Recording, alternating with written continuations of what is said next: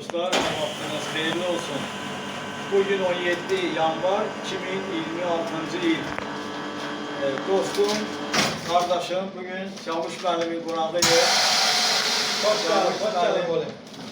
Birlikte arı yemi hazırlayırıq.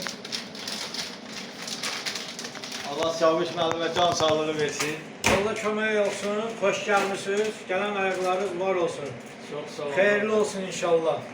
İnşallah 2026 yıl İnşallah. hamımıza düşərli olsun. Arı mövsümü inşallah Allah diyen olsun. yaxşı olsun, xəstəliksiz olsun.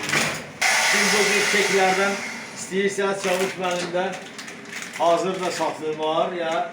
Hazır da olacak. Çavuş Sipariş müəllim de olacak. özü də hazırlayır. Bak bu bir arı kekləri var, satır. Kim ne Çiçək tozu karışığıyla.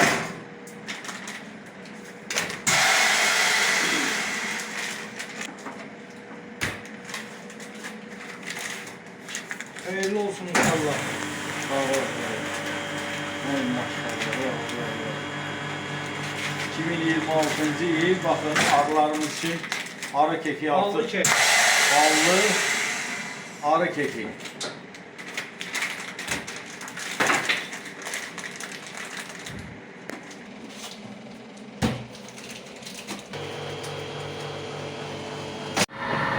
Deməli dostlar, baxın biz öz balımızı gətirmişik. Çavuş müəllim bizim üçün hazırlayır. Kim istəsə Çavuş müəllimdən sifariş verə bilər. Çavuş müəllim özü də hazırlayıb satır və yaxud öz məhsulunuzu gətirib burada hazırlaya bilərsiniz.